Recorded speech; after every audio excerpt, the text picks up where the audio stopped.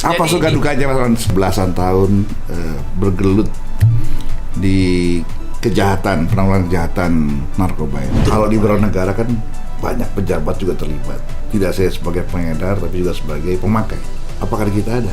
Dulu kan penampilan yang lusuh, mata cekung, wah top lah, seniman nih. Top dengan rambut panjang gitu ya. Bukan ya. Ngomong-ngomong, ini rasanya sengaja untuk nyamar. Itu banyak alasannya. Nyamar, masuk dalam lingkungan mereka. Mas Arman nggak pakai, saya nggak percaya. Nah, kalau sekarang sih sudah nggak lagi ke saya masuk ya ke dalam dulu. Ya. Ada nggak yang ditugasin tiba-tiba ketulusan?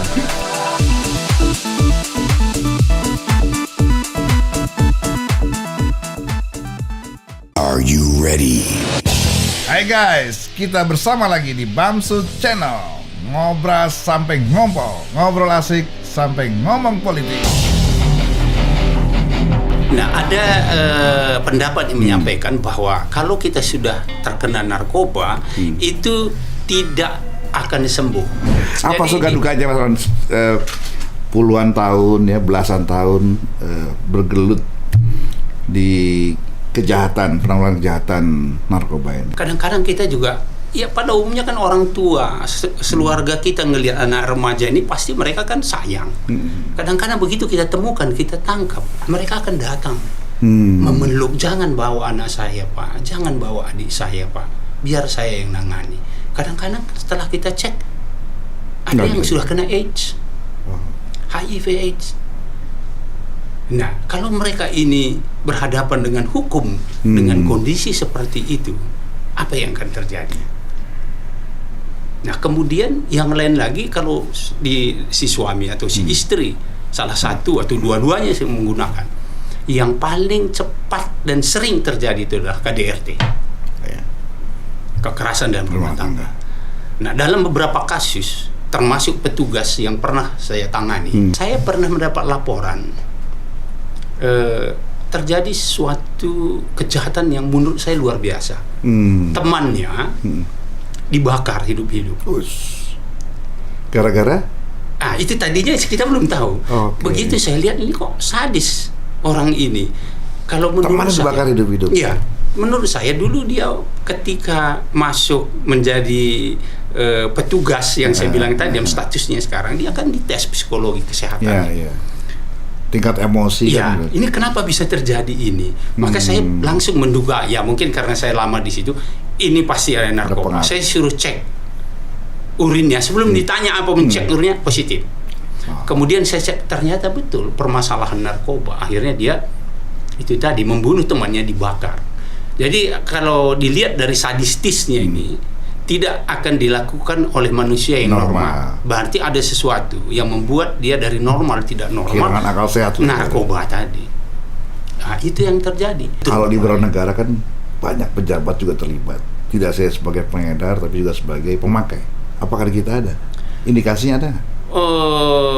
Kalau sekarang ini saya lihat memang sudah ada banyak penurunan.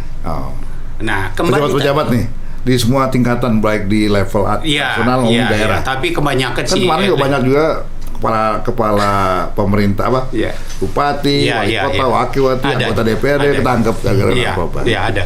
Kalau di tingkat nasional sih saya belum dengar, tapi di tingkat di daerah itu banyak tertangkap narkoba. Banyak. Masih banyak juga di daerah itu. Sekarang ini terjadi penurunan. Kalau waktu-waktu yang lalu memang banyak. Namun biasanya kita selalu mengingatkan supaya mereka yang sudah terpapar narkoba itu, kalau kita tahu mereka ini sekedar pemakai, biasanya kita ingatkan. Karena kembali lagi, sebenarnya untuk penangkapan, pemberantasan, penegakan hukum, penahanan, penghukuman, penjara itu bukan solusi. Nah, oleh karena itu kita selalu memberikan penyadaran yang penting sebetulnya. Kecuali dia pengedar. Tapi kadang-kadang ini memang sudah bandel ini. Seperti yang kita kita lihat sering ini. Kan mereka sudah sering sekali kita beritahu jangan. Tapi itulah jahatnya narkoba tadi. Mereka sudah tahu bahwa itu salah. Karena mereka tidak bisa lepas. Mungkin salah satu tertentu dia tidak. Begitu ketemu lagi temannya, pakai lagi. Itu salah satu pengaruh yang paling besar. Memang. Ya. Yang paling banyak Lingkungan, mempengaruhi ya? itu lingkungan. Lingkungan, teman sepermainan, dan teman sebaya. Itu yang paling banyak mempengaruhi dan membuat orang menjadi pengguna narkoba. Keterpengaruhan. Ya, itu paling banyak. Memang kita masih menghadapi banyak dilema untuk memutus mata rantai penyebaran narkoba. Ini sama nih dengan COVID-19, memutus mata rantai agak susah nih. Karena apa? Karena memang begitu kena itu kita akan pernah bisa lepas. Dan biasanya orang yang udah kena ini mengajak kawannya untuk membagi kebahagiaan, Ya. happy bersama. Nah, ini terus melebar kan begitu ya. Ya, betul. Nah, modusnya biasanya dikasih dulu gratis, Ya. sekali, 2 kali. Nah, baru nanti dikurangin, Ya. kemudian dia akan memburu untuk membeli kan begitu. Ya, mencari sendiri, beli sendiri. Dan barangkali Mas melihatnya gimana? Melihat seorang artis yang baru saja tertangkap lagi untuk kedua atau 3 kalinya bahkan, ya, dia punya keluarga, punya anak. Apa yang Mas rasakan? Ya, itu yang saya sayangkan. Kembali lagi bahwa mereka membangun karir itu kan bukan hanya keringat, tapi mungkin dengan darah, air Dan mata. mungkin bukan sekali 2 kali udah ketangkap, insaf, tenar, ketangkap lagi. Tangkap lagi. Kembali lagi di samping memang mereka ini sudah diingatkan juga, mungkin tidak mau peduli dengan alasan-alasan yang tadi itu. Kemudian yang kedua, memang efek dari narkoba itu sangat sulit. Kita tadi sampaikan bahwa untuk lepas dari jerat narkoba itu, kalau sudah kena, itu boleh kalau orang dulu bilang kan ini adalah one way ticket. Ya, jadi Begitu lu jalan nggak jangan bisa balik lagi. Nah, kemudian di situ memang enak. Menguasai narkoba itu enak katanya begitu ya. Fly. Ya, sehingga dia tidak rela, tidak siap untuk meninggalkan kenyamanan ini. Nah, jadi selalu dia mencari alasan. Tadi itu alasannya kemudian untuk pelangsing. Kan begitu. Ya. Banyak itu jamu kita, jamu tradisional itu banyak. Biasanya bukan pelangsing, langsung langsung. badan kurus ya. Kemudian dia bilang lagi depresi. Lah kan ada dokter. Kita tinggal ada datang. psikolog ya. Psikolog.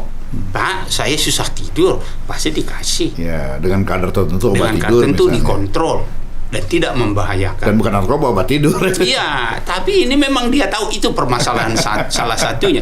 Mereka tahu tapi pura-pura nggak tahu. Kalau zaman dulu kan kayaknya kalau nggak narkoba tuh nggak seniman banget ya kan gitu. Apa masih banyak seniman masih pakai narkoba? Sekarang Saya sih kira, belum lihat kasusnya lagi, menurun kali ya. Sekarang saya kira tetap ada.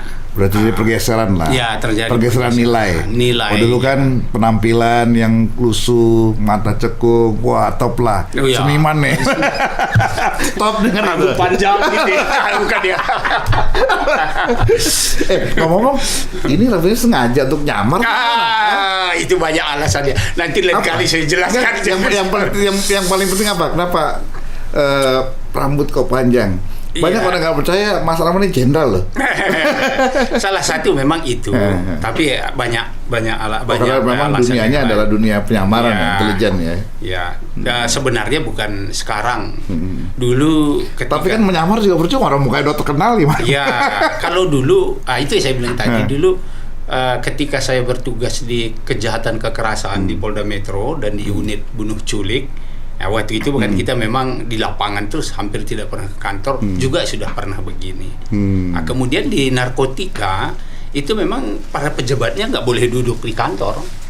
Seharusnya begitu. Iya. Kalau dia duduk di di lapangan kantor, ya dia tidak akan ngerti apa-apa, yang ada dibohongi. Kenapa? Karena semua kejahatan narkotika itu sifatnya clandestine, di bawah tanah.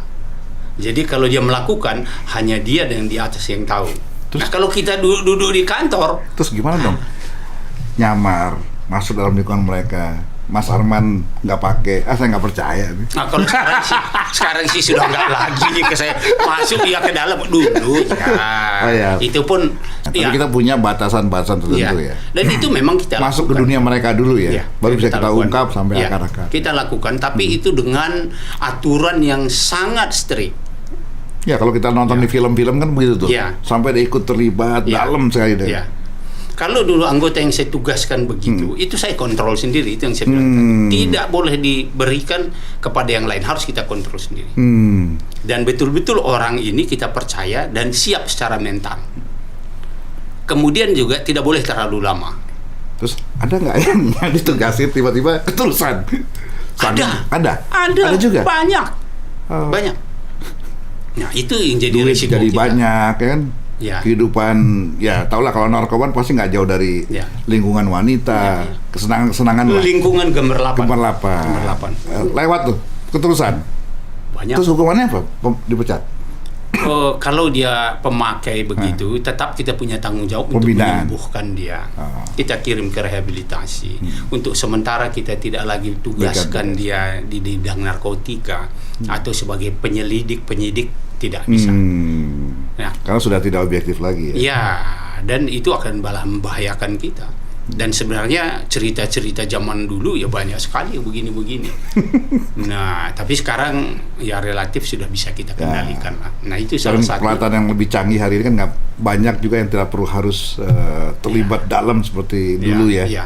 Dengan alat sadap yang canggih, alat Ya. pelacak.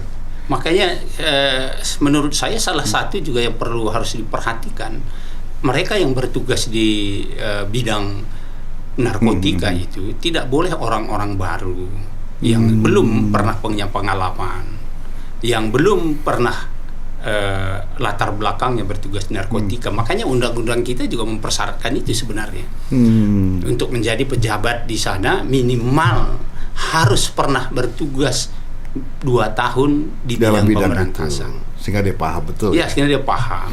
Kalau dalam penugasan penyamaran seperti yang Mas Arman Depari alami atau anak buah alami teman-teman, ada jaminan nggak sosial dari negara, dari kepolisian dalam hal ini ya? Ada nggak jaminan ke keluarga gitu? Kan saya juga banyak dengar cerita, tidak sedikit yang bertugas ini cerai kemudian dengan istrinya. Ya.